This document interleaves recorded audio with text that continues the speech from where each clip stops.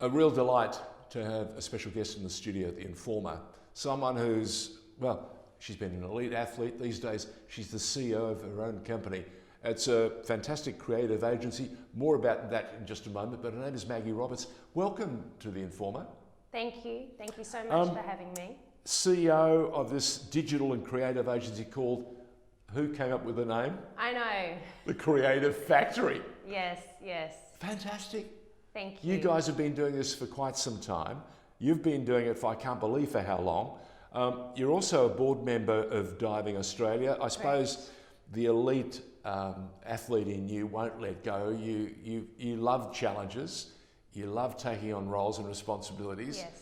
And there are some things I suppose you can't let go. No, that's right. And you have a passion for this, do you not? I do. I not only have a passion for the sport itself and being involved in elite sport and high performance sport, but us actually giving back as well, giving back to something that has that passion. Maggie, let's go back. Let's do a bit of an origin story. Yes. For those that don't know Maggie Roberts, where did it all start for you? Where did this dream to be an elite athlete start? Yeah, good question. So at the age of 4, I was one of those rat bags that was jumping around causing grief to mum. She put me into gymnastics. From gymnastics I went to trampolining and then on to diving. And I've been very fortunate to represent Australia in 3 sports, of which I became a world champion at trampolining and then into diving, and I was one of the youngest on the national team. I competed for Australia for over 10 years. And through my diving career, I had the opportunity to travel the world and also land a full scholarship in the United States, where I studied journalism, public relations and business. Well, you see, here's another great example of where you set yourself a number of goals. You don't quite know how far you can go, but if you aspire, if you reach for the stars, we've heard it time and time again, you can get awfully close, can't you? And you've had a fantastic journey. Yes. If I was to say to a young 4-year-old, now listen, behave yourself, we'll teach you not only to be a great trampolinist, but wait, there's more. Yeah, absolutely. And it's been like that. It has. And I had a very unique and rare experience of visualisation at the age of 10. And this visualisation... Who instilled that? Was that innate or... It was innate. It was an innate That's skill. Rare. It That's is. Rare. And so what would happen is after practicing my routines... You could see it. I could see it. And once you see something, you can believe it. Well, what are we saying? If you can't see it, you can't be it. Yes, absolutely. And that was it. Absolutely. And that has been the cornerstone of my success from age 10, is that if I can see something, if I can visualise it, I can believe it. And once you have that belief, it all just comes down to dedication and motivation and resilience and getting up in each and every day and pursuing those goals. Is that the seed for the Creative Factory? Yes, absolutely. So it was funny. I did my 5 years, fortunately, at the University of Hawaii. So I did have a lot of fun, getting paid to study and be in paradise and represent the University of Hawaii. I went to Pro Bowl in Hawaii. Okay, yes. 1990. Okay, yep. A lifetime ago. And I also watched my first baseball in Hawaii. Yes. And I'm a rabid New York Yankee fan, but I remember the lifestyle. Yep. The quality of people. Yep. And the way they think. It's a beautiful place to grow up. Yes. And to challenge yourself and to find out about so many new things. Yes, absolutely. Wow. Absolutely. So I had a fabulous time there. One of the best time of my life, 5 years. So when did you decide, okay, my elite athletic career is now finished? Yes. And I better start thinking about a longer stay. Yeah. And business is a strong suit. Yeah, definitely. Well, it actually, my professional career in diving ended slightly earlier than the University of Hawaii, where I was on track to compete at the Sydney Olympics. And unfortunately, I had a bad accident off the 10-metre platform, which took me out of the sport and basically sidelined for quite some time. It was there where I grew some resilience and thought, this is not heading in the right direction. My life has taken a path that wasn't on a path that I wanted to be on. And so after some thought, some consideration, I grew that resilience, got fit, got rehabilitated, and got a full scholarship to the University of Hawaii, where I took that professional lens off and just had fun with the sport that I knew that I loved, and just really enjoyed the time of hanging up my bathers from being a professional to now being an athlete, competing for a good cause for the university, and getting great results there. We've got an Olympics coming up. Yes. It's going to be an Olympics like no other. Absolutely. There are no guests to speak of. There'll be no opening ceremony that we know of. There won't be, we don't know if there's going to be a closing ceremony. What advice would you have for our young athletes who are on the cusp? They're about to be setting off on a journey. Yes. Resilience, as you touched on, absolutely, is going to be at the very forefront of their makeup. It is. Not be? It is. And to be honest, my heart goes out to these athletes. The past 15 months has been astronomically challenging for them. Their resilience bucket would almost be depleting at this stage. So I think my advice for them is to keep it as full as you can, but also be able to pivot quickly, because things are changing rapidly. But if you can visualize yourself at the games, at the starting blocks, on the podium, in the rooms, whatever it may be, you're instilling that belief of your dream. And I think that is the way you can handle your way going forward to be at the games and being able to perform at your best under these such challenging circumstances. Then you could see some positive out of such a drastic and devastating 15 months that they've had. You've been 100% on the money, because we've had so many changes and shifts, and it was off, it was on. Yeah. Maybe it won't be the same. Now we definitely know it won't be the same. There will be no international visitors, only Japanese residents who will be able to go to any of the sites. And I'm just wondering, we talk about this incredibly compromised period that we've been going through. Yes. And I'm going back and thinking about all those setbacks that you had as an athlete. And we talk about resilience. Yes. And we need to remember, in life and in business, we learn more from our setbacks and our failures than we actually do from our wins. 100%. We all want to win all the time. That's right. But how many times in life can we say, hey, it's been great, I've had win after win, and that is very special when you achieve that level. It is. And to get to elite level, you've got to have a number of wins under your belt, but you learn along the way, and you learn that what hurts us makes us stronger. And you know, I instilled that in. You believe in that, don't you? I do. I honestly do. It's validation. It's validation. I was actually working with a rower a couple of weeks ago at the national titles, and she didn't have her first great race, and I sent a message, what hurts us makes us stronger. The next day she came out and won, and she made the Australian team.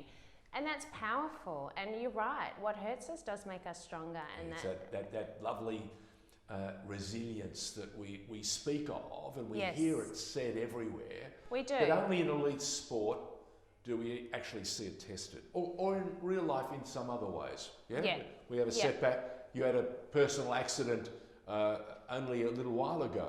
Correct. That would have terrified everyone. Absolutely. But you got through it. Yes. Yeah. Yes. Focus, resilience. Yeah. All those keys. That transition from elite to corporate. Yes. What was that leap like? It was magical, to be honest, and I'm glad that I took the time to go through it. So as an athlete, I had setbacks, I had amazing accomplishments, I had such a fruitful career, and I felt from the tender age of 4 when it all began to 25 when I decided that was enough, that I took the time to think about everything I learnt as an athlete, all the skills that I had gained, all the soft skills that were spoken about already. And you know, I was a very talented athlete. Did I achieve my talents to what they were? Probably not, because it came so easy to me. So I quickly learnt that yes, things can come easy, but it doesn't mean that you take them for granted. That's one of the great challenges in life, isn't it? It is. We see it all around us. People who aren't maybe as gifted, but have a work ethic and a drive that knows no second gear. Correct. They're full on. And you see them get to that level and it's wonderful. Yes. Yeah? Yeah. And the gifted ones, you say, oh, just a little more dedication. Yes. A little bit more drive. Yeah. Yeah.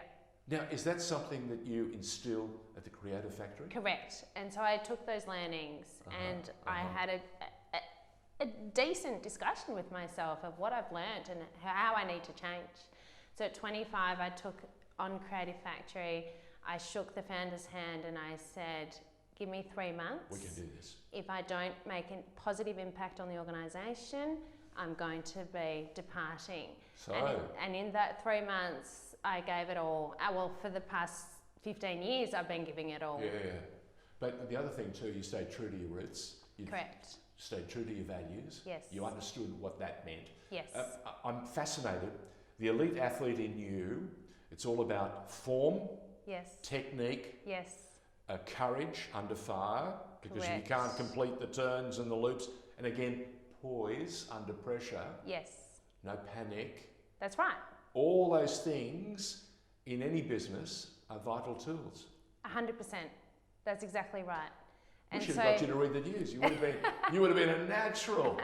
so coming from the elite athlete into the business was obviously they're very different crafts. Yeah. I'm diving off 10 metres. I'm talking to clients and creating digital strategies. When I started at Creative Factory, I was creating digital strategies. It wasn't an iPhone. No.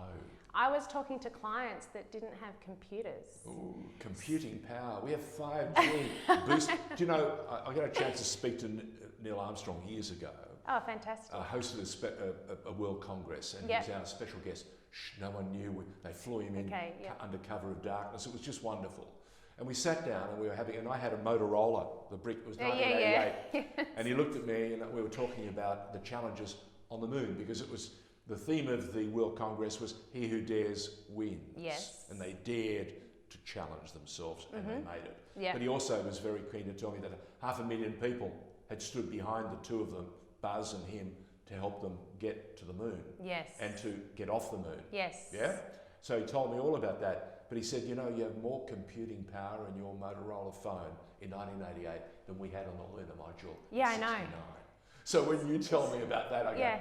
hey, yeah, baby, they've Yes. gone to the moon. Absolutely. I mean, technology, the ever-changing landscape of it is happening on a daily basis, and that's what makes Creative Factory so exciting and so innovative. And you know, since my tenure being there, we've got 3 international patents for some of the technical innovation we've brought. Yeah, we have some great clients, some great partners. So we position ourselves in partnership because we need to be hand in glove, supporting one another and taking them through the transition of being a startup or going from bricks and mortar into the digital landscape.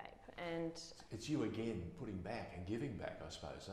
That's right. That's exactly right. And being able to talk a language which takes out intimidation, which makes individuals feel comfortable and confident about the engagement with you as the individual, as the subject expert. Now that you opened that door 15 years ago, digital and strategies like that, you were ahead of your time.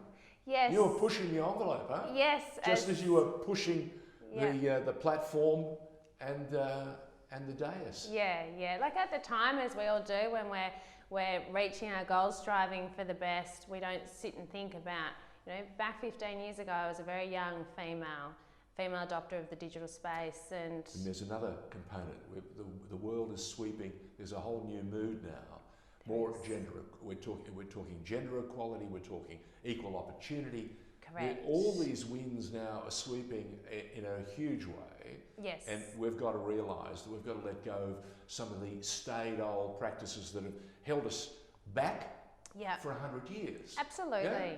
100%. The world is filled with men and women. Correct. We're people.